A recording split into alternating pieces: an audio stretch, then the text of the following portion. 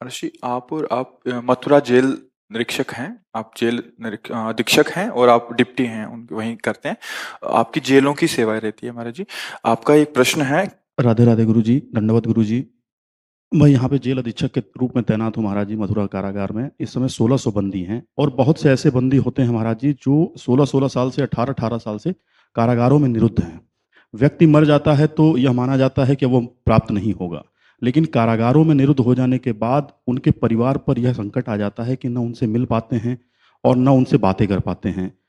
तो उनका परिवार भी तिल तिल मरता रहता है, जिसके कारण वह अवसाद की स्थिति में आ जाते हैं और कभी कभी ये करते हैं कि सुसाइड की उनकी टेंडेंसी आ जाती है और बंदी आत्महत्या कर लेते हैं। तो महाराज जी, इस समय हम लोगों ने आपकी प्रेरणा से राधे राधे का जाप कराना शुरू किया है तो काफ़ी परिवर्तन आया है। तो महाराज जी, हम चाहेंगे कि उनको कुछ इस प्रकार के संदेश मिले। हाँ, एक हम आपको सिद्धांत बताए देते हैं जो परम सत्य और शास्त्रीय है। अवश्य में वो भोक्तव्यम कृतम कर्म शुभाशुभम। ऐसा भी हो सकता है कि वो निर्दोष हो, उन्होंने वो कृत्य ना किया हो जिस कृत्य में वो आए हैं, लेकिन सत्य मानिए वो पाप जो उनको दंड नहीं मिला है, वो पाप उनको दंड दे रहा है। एक हम उदाहरण से बताते हैं। एक सामने स्वर्णकार का मकान था और वो बहुत ही छल कपट करके दूसरों को ठगता था और स्वर्ण एकत्रित करता था और कुछ राज कर्मचारियों से मिला हुआ था। जब कभी ऐसी विपत्ति आती तो राज कर्मचारियों के सपोर्ट से वो बच जाता था, तो वो राज कर्मचारी उनके घर आते जाते थे और वो जहां संपत्ति रखता था राज कर्मचारियों को पता था। एक दिन उनके मन में आया कि ये बहुत छल कपट करता है, अधर्मी है, और इसको मार करके हम ही संपत्ति ले लेते हैं तो क्या फर्क पड़ेगा, क्योंकि अधर्म तो ये करता ही, मैं खुद जानता हूं। तो दो राज कर्मचारियों ने उसकी हत्या कर दी और वो बाक्स लेकर निकल रहे थे कि सामने वाले घर से एक व्यक्ति, पहले बाथरूम लघुशंका नहीं होते थे, वो लघुशंका के लिए निकला। उसने राज कर्मचारियों को बॉक्स लेते हुए और चेहरे पर भय देखते हुए उसने कहा, हमें लगता है आप कुछ गलत करके आ रहे हैं। तुरंत उसको एकांत ले गए और देखे, इसमें से जो हिस्सा चाहो आप ले सकते हो, पर आप अपनी जबान बंद रखना। उसने कहा, मैं कदापि ऐसा नहीं कर सकता, मैं बड़े अधिकारियों के पास शिकायत करूंगा कि आपने ऐसा ऐसा। तो उन्होंने तत्काल उसको बंदी बनाया और उसके ऊपर रिपोर्ट कर दी कि ये बॉक्स लेकर के चोरी करके जा रहा था, स्वर्णकार का वध कर दिया। बिल्कुल कोई अपराध उसका नहीं। आप देखिए, उसको बंदी बना लिया गया। 10 वर्ष लगते हैं न्यायालय में कभी कभी न्याय करने के लिए। बड़ा उसको कष्ट और दंड भोगना पड़ा। जब न्यायाधीश के सामने आया तो उसने रो कर कहा कि मैं बिल्कुल निरपराधी हूं, मेरा कोई भी दोष नहीं है। आप सत्य को साक्षी करके, भगवान को साक्षी करके देखिए, मेरी बात पर आप जांच कीजिए। जो दो राज कर्मचारी थे उन्होंने कहा कि मेरी बात पर विश्वास कीजिए, इसी ने ऐसा केस किया है। 10 वर्ष उनको दंड भोगते हो गए। तो एक चाल चली गई कानून विभाग से कि एक जो मृत पुरुष आया था जिसको पोस्टमार्टम करानी थी, ऐसे तो राज कर्मचारियों को कहा, आप उनके साथ जाइए और उस कैदी को भी साथ, कि आप इसकी अंतिम यात्रा में कोई है नहीं तो आप साथ जाइए। राज कर्मचारियों ने धीरे से उनके कान में कहा, उनके पास यंत्र लगे हुए थे, कान में कहा, अगर तू मेरी बात मान जाता ना तो तेरे को दंड नहीं मिलता, तुझे दे देते उसमें से संपत्ति। अब देख, आजीवन कारावास या फांसी तुझे मिलेगी। ठीक, पूरा न्यायाधीश के सामने वो जो वॉइस आवाज का वीडियो था उनके सामने गया। उसने कहा, तुम निर्दोष हो, और उनको बंदी बना लिया। अब एक महात्मा से वो मिला और उसने कहा, भगवान भगवान भगवान कहते हो, क्या भगवान क्या अन्याय है? मैंने बिल्कुल पाप नहीं किया था, चलो बाद में छूटा, लेकिन 10 वर्ष में कष्ट पाता रहा, इसमें तुम्हारा भगवान कहाँ गया था? तो उन्होंने एकांत में बैठाल कर कहा कि भगवान को साक्षी करके बताना, इसी जन्म में क्या तुमने पाप नहीं किया? विचार करके बताना, सत्य बताना। अब यहां कोई केस तो चलने वाला है नहीं, लेकिन तुमने भगवान को दोषी ठहराया। तो उन्होंने कहा, हाँ, मैंने यौवन अवस्था में किसी स्त्री से मित्रता की थी, पर वो हमारे अधीन नहीं हुई तो हमने छल करके उसे मारा और जमीन में गाड़ दिया, आज तक उसे कोई नहीं जाना। तो बोले इसी कर्म का दंड तुम्हें मिला हुआ है।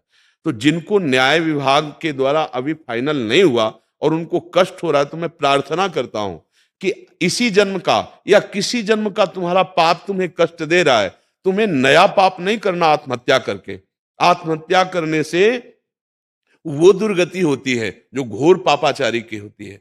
ये कोई आत्महत्या करने के बाद 5 स्टार होटल थोड़ी रखा कि आप शरीर छोड़ दोगे और बहुत आपको सुख प्राप्त होने लगेगा। नहीं नहीं, जो न तरे भवसागर अस समाज नर पाए, सो अति निंदक मंदमति आत्महनन गति जाए। सबसे बड़ी दुर्गति आत्महत्यारे की होती है और वो प्रेत योनि को प्राप्त होता है। इसलिए समस्त कैदियों से और अन्य भाइयों से भी हमारी प्रार्थना है कि आत्महत्या का विचार ना करें और नाम जप करते हुए अपने पापों का नाश करने की सोचें। आपको जो कठिन से कठिन सजा भोगनी पड़ रही, या आपको जो ऐसी परिस्थिति में कि अभी निर्णय नहीं हुआ पर आपको दंड भोगना पड़ रहा है, सच्ची मानिए आपके कर्म का फल है। एक सेकंड भी आपको कोई कष्ट नहीं दे सकता यदि हमारा कर्म हमारे विपरीत ना हो। हम इस आज के सत्संग में यही कहा, ये जो आप लोग मनमाने आचरण करते हैं, मदिरा पीना, व्यभिचार करना, पशुओं को पका करके खाना, हिंसा करना, आप देख लीजिएगा इसका जब परिणाम आएगा तो हो सकता है आप उस केस में बिल्कुल दोषी ना हो, लेकिन आपको भयानक दंड मिलेगा क्योंकि आपका पापाचरण एकत्रित हो रहा है। तो आत्महत्या वो उपाय नहीं जिससे हम दुख से मुक्त हो जाएं।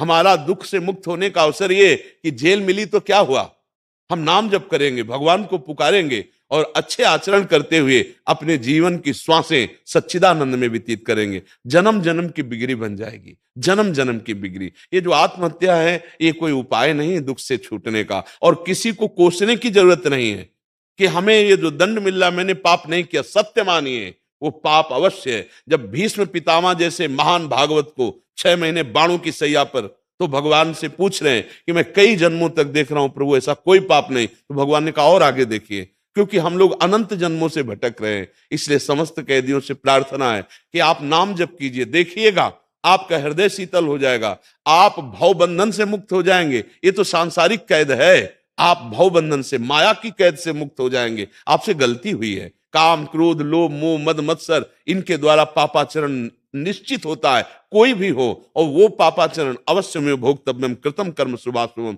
भगवान कह रहे अवश्य भोगना पड़ता है। आज हमारा समाज गिरता हुआ चला जा रहा है।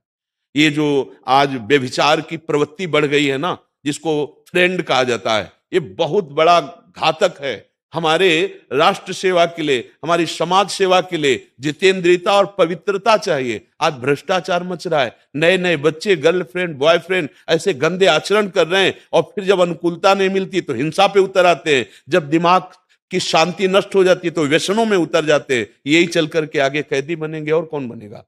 जब हम दोस्ती करते हैं तो दोस्ती का मतलब होता है अपने दोस्त को सुखी करना, अपने दोस्त को सत्मार्ग में चलाना, अपने दोस्त को अच्छा देखना, ना कि उसका शोषण करना। बुद्धि भ्रष्ट होती जा रही।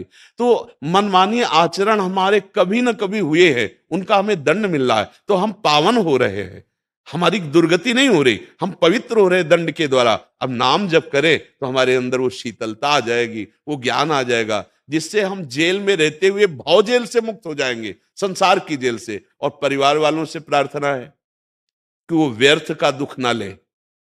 पक्का समझ लीजिए, यहां किसी को भी अगर कोई कष्ट मिल रहा है तो किसी न किसी कर्म से मिल रहा है। पक्का समझ लीजिए, हमारे भगवान के न्याय में इतना भी कहीं चूक नहीं हो सकती। हमारे आचरण ऐसे हुए हैं। अब वो परिवार के सदस्य आरोपित होकर के जो जेल गया है, उससे मोह के कारण वो दुखी हो रहे हैं। मेरी प्रार्थना है आप दुखी मत होइए, आप भी भजन कीजिए और मनाइए उस भजन का फल कि जो जेल में गया है उसको सुख मिले, शांति मिले और वो जल्दी मुक्त हो। अगर इस देह से ना मुक्त हो सके तो भगवान की इस माया से तो मुक्त ही हो जाए। एक परमहंस जी हमें मिले थे, गंगा किनारे भ्रमण किए, तो भ्रमण में बड़े अनुभव होते हैं।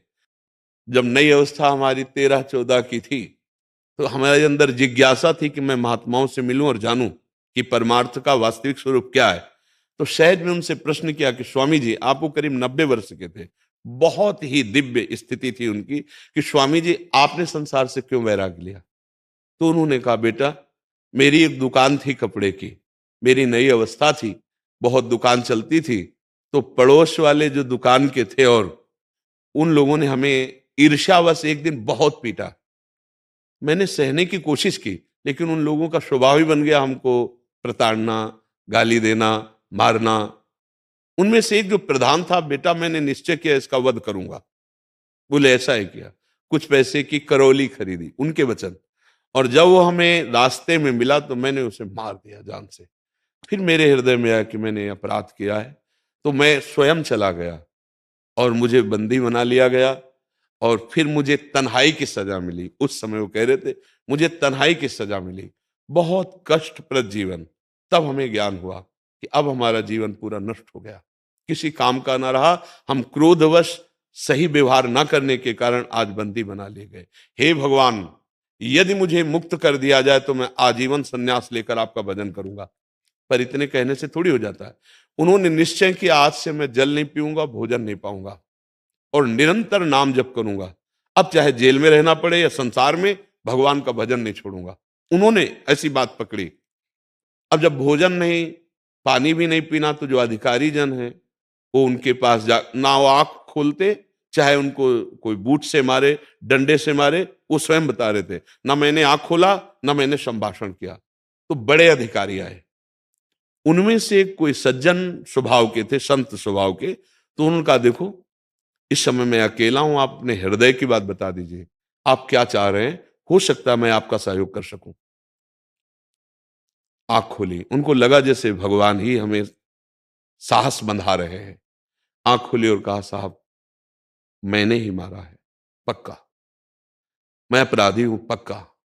पर एक लालसा मेरे हृदय में जागृत हो गई, यदि किसी तरह मैं मुक्त हो जाऊं तो आजीवन संन्यास लेकर भगवान का भजन करूंगा। तो उनका भी तुम्हें झूठ बोलना पड़ेगा, तुम्हें ये कहना पड़ेगा मुझसे जबरदस्ती ये बात कहाई गई है, मैं पूरा सहयोग करूंगा आपका। ऐसा विधान बनाया गया, अभी वो बिना सजा के दंड भोग रहे थे, ऐसा विधान बनाया गया, वो मुक्त हो गए। 90 वर्ष के थे, ब्रह्मबोध संपन्न महापुरुष। ये मार्ग बना। देखो भगवान का नाम जप, भगवान के प्रति आश्रय, पक्का उन्होंने अपराध किया था, उनको आजीवन कारागार में ही रहना पड़ता, लेकिन भगवान के भजन ने, भगवान की प्रार्थना ने, ऐसा होता है। भगवान करतुम अकर्तुम अन्यथा करतुम सर्व समर्थ है। किसी भी को निराश नहीं होना चाहिए, किसी भी परिस्थिति में निराश नहीं होना चाहिए। भगवान के नाम में अपार सामर्थ्य है, जो भव समुद्र को सुखा दे। नाम लेत भव सिंधु सुखाही, करो विचार सुजन मन माही। जासु नाम भव भेषज हरन घोर त्रिशूल, सोई कृपाल तो ही मोहि पर राहु सदा अनुकूल। यदि भगवान अनुकूल हो जाए तो हर बात बन जाए। हमें लगता है कैदियों से हमारे हाथ जोड़कर प्रार्थना है, वो कमजोर ना बने। अगर गलती भी हुई है तो उस गलती का जो प्रायश्चित हो रहा है, शारीरिक दंड मिल रहा है, मनमानी अब नहीं कर सकते, और नाम जप कर लीजिए आनंदित हो करके। अगर अपने समय पे शरीर पूरा हुआ तो तुम भगवान को प्राप्त होगे। इस लोक का बिगड़ा हुआ कार्य आपका बन जाएगा। आत्महत्या करने से किसी को भी सुख की प्राप्ति नहीं होती है। घर वाले नाम जप करें, धर्म से चले, और ये शिक्षा लें कि पापाचरण नहीं करना चाहिए, नहीं तो पापाचरण एक करेगा और पूरा परिवार जलेगा। इसलिए पापाचरण जो धर्म विरुद्ध आचरण है वो किसी को भी नहीं करना चाहिए, कहीं ना कहीं वो भी सहयोगी है। अच्छा, तो जुआ खेला जा रहा है, 4 लोग खड़े केवल देख रहे हैं, पहला डंडा उनके पीठ पे पड़ता है, देखने वाले वो कहते साहब मैं नहीं खेल रहा, तो यहां खड़े क्यों हो। तो हमारा किसी भी तरह से पापाचारी से संयोग होना वो हमारे दंड का कारण बनता है। इसलिए नाम जप करो, अच्छे आचरण करो, समाज को सुख पहुंचाओ, कभी तुम्हें दुख नहीं मिलेगा। अब जो त्रुटि हो गई उससे पवित्र हो रहे हो आप जेल में, नाम जप करते हुए इस भव समुद्र से मुक्त हो जाओ। मेरी तो यही राह है कि बिना किसी अपराध के हमें कोई दंड नहीं दे सकता। को न काहू के सुख दुख कर दाता, निज कृत कर्म भोग सुन भ्राता। बिल्कुल निश्चित समझिएगा, ठीक है, कोई संशय इसमें जी। पर यह हमें अच्छा लगा कि आप अपने कैदियों से नाम जपवाते हैं। अभी आपने कहा नहीं कि मैं नाम जपवाता हूं। एक वीडियो आया था, तो उसमें हम इन्होंने भेजा था अपन को, उसमें पूरे कैदी कीर्तन कर रहे हैं हमारा। दिखाओ। बाबा है क्या आपके पास? अच्छा, ये तो बड़ी आश्चर्य भरी बात है कि कैदियों से आप राधा। एक जेल के कैदी है महाराज जी। आपने तो जेल को संत समागम बना दिया।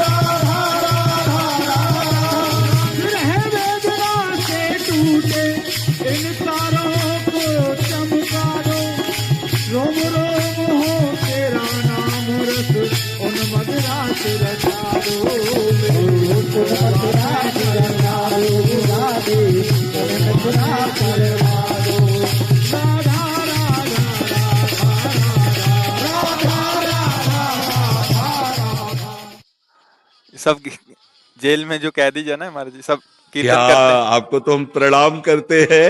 हाँ, जो तो है जन्माष्टमी के अवसर पे जी कैदियों द्वारा जो वस्त्र बनाया गया था ठाकुर जी को, बिहारी जी को इस बार धारण करवाया गया। और चूंकि कारागार उनकी जन्मस्थली है जी जी प्रभु जी की, तो इस बार वहां के बंदियों द्वारा जो है जी, वस्त्र बना के जन्माष्टमी के दिन बिहारी जी को पहनाया गया। बहुत सुंदर, बहुत सुंदर। हमें इतना आह्लाद हो रहा है कि ऐसे जो भगवत विमुख जन हैं, जो आसुरी प्रवृत्ति से युक्त हैं, अपराध करने वाले हैं, ये नाम जानते हो? ये स्वयं श्री हरि जपते हैं, राधा राधा जपत हरि विवस तव नाम प्रतिपद विमल मनसि तव ध्यान। अरे इनका परम कल्याण हो गया। एक बार राधा बोल देना तो यमराज की खोपड़ी काम नहीं करेगी कि क्या हिसाब करूं। एक बार राधा नाम की कीमत स्वयं श्री कृष्ण है, फिर उसका कभी दुर्गति हो ही नहीं। इनको तो कितनी बार नाम कीर्तन करते हुए देख रहे हैं, कितना सुंदर नाम कीर्तन कर रहे हैं और आर्त भाव से कर रहे हैं। बहुत सुंदर। सबसे ज्यादा धन्यवाद आपको कि आप अपने कैदियों का उत्साह बढ़ाएं। अगर उनको सुनाते नहीं सत्संग की बातें तो राधा नाम क्यों कीर्तन करते? बहुत सुंदर, बहुत सुंदर। सबको ऐसा करना चाहिए। अपने घर में, अपने विद्यालय में जो सत वार्ता है उसके करने से बुद्धि शुद्ध होती है। कैसी कैसी मंगलमयी बात है। कैसे दैन्य भाव से राधा राधा राधा, सब चरण छूने का मन होता है इन सबके। राधा राधा राधा, अरे धोखे से राधा निकल जाए तो संसार की बाधा नष्ट हो जाए। ये तो हमारी महारानी जी का नाम कीर्तन कर रहे हैं, ये वृंदावनाधीश्वरी का नाम कीर्तन कर रहे हैं। अहो भाग्य। इन सबसे प्रार्थना करना कि आपके दुर्भाग्य नहीं है, हाँ आपके बड़े भाग्य हैं जो आपका सानिध्य मिला। नहीं, कौन ऐसे कैदियों से बैठकर सत्संग की बातें करेगा? कौन उनको कहेगा राधा नाम कीर्तन करो? नहीं नहीं, धन्यवाद है आप को कि भगवान की बड़ी कृपा है आपके ऊपर कि आप ऐसी उनको सतमार्ग की प्रेरणा दे रहे हैं और सबका मंगल होगा। भगवान नाम में बहुत अपार महिमा है। घोर हिंसक व्यभिचारी जनों ने जब नाम का आश्रय लिया तो बड़े बड़े महात्मा बन गए, बड़े बड़े महात्मा बने। इन सब का कल्याण हो जाएगा। जीव भूल से अपराध कर देता है, लेकिन भगवान का नाम अगर भूल से भी उच्चारण कर ले तो सारे पापों का नाश होता है। एक बार नाम की अपार महिमा है।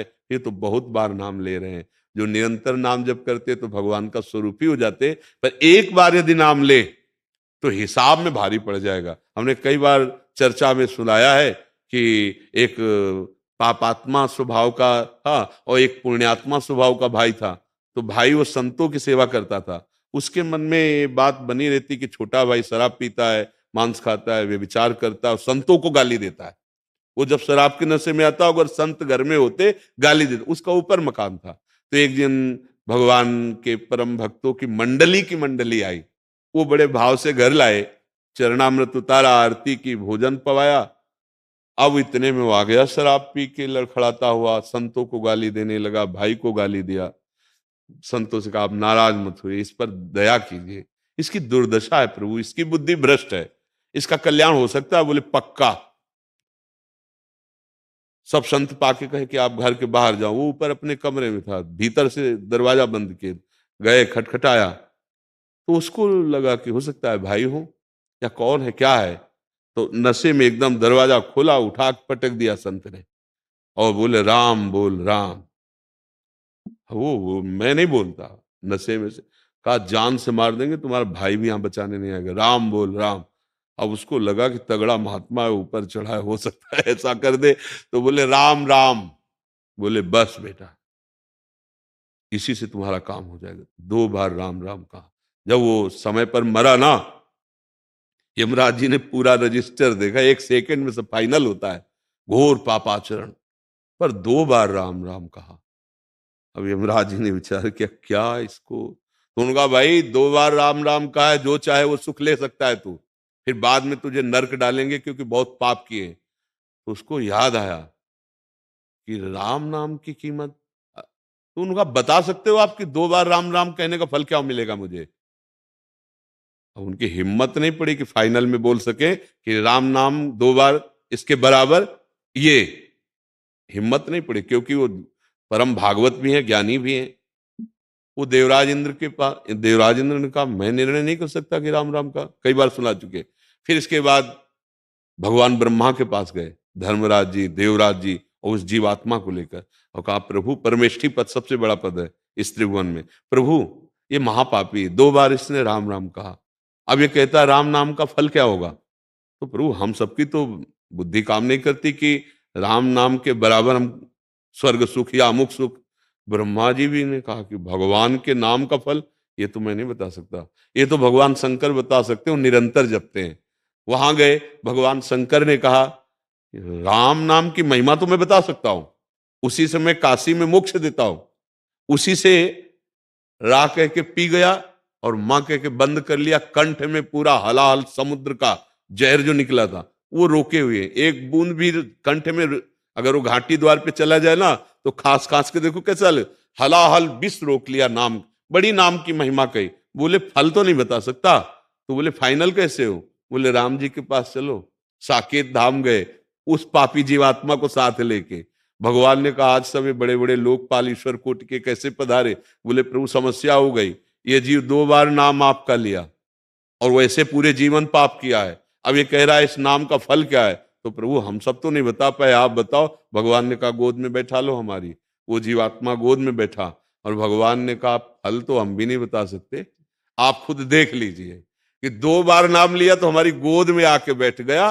कहूं कहां लगी नाम बढ़ाई और राम न सकई नाम गुण गाई। स्वयं भगवान अपने नाम का फल नहीं बता पाए, और भगवान जिस नाम को जपते हैं वो है राधा। हरि रसना राधा राधा राधा रट, और ये राधा राधा रट रहे, परम कल्याण इनका है। हाँ कोई निराश ना हो, कर्मों का भोग जो आया है वो हमें पावन करने के लिए आया। अब पापाचरण हो नहीं रहा, पाप का दंड मिल रहा है, हम भोग रहे हैं और नाम ऊपर से जप रहे हैं। अब उन्नति ही उन्नति है, आत्महत्या करने की जरूरत नहीं। जी हमें तो आप बिल्कुल ऐसे कर दिए ना, ये दिखा कर, ये बता करके आप ऐसे कैदियों से नाम जपवाते, हमारा तो हृदय एकदम प्रसन्न हो गया। हाँ बहुत जी, धन्यवाद धन्यवाद धन्यवाद। सुनो जी महाराज। दोनों को ब्राह्मण वाली श्री जी की प्रसादी लोई उड़ाई जी। और श्री जी का माला और प्रसाद दीजिए। और सुनो जी महाराज। कुछ प्रसाद जो 1 किलो लगभग हो मेवा का जी महाराज जी। दीजिए, ये कैदियों को दे देंगे जाके कि आपका नाम कीर्तन सुनकर आप प्रसाद आपके लिए आए। ठीक है आपके पास भी महाराज जी होगा। मिठाई कुछ हो और मेवा, मेवा से जिससे 4-4 दाना ही सही पर सबको दे दे। धन्यवाद, आपका बहुत हृदय से स्वागत है, क्योंकि बहुत बड़ा मंगल कार्य आप नाम कीर्तन जेल में करवा रहे हैं। भगवान आपकी रक्षा करे और आप स्वस्थ होकर के। प्रतिदिन होता है। हाँ अच्छा, हाँ हाँ बहुत सुंदर। आप ऐसे ही हमारे समाज को सुख पहुंचाएं। आपकी प्रेरणा है। जी जी धन्यवाद।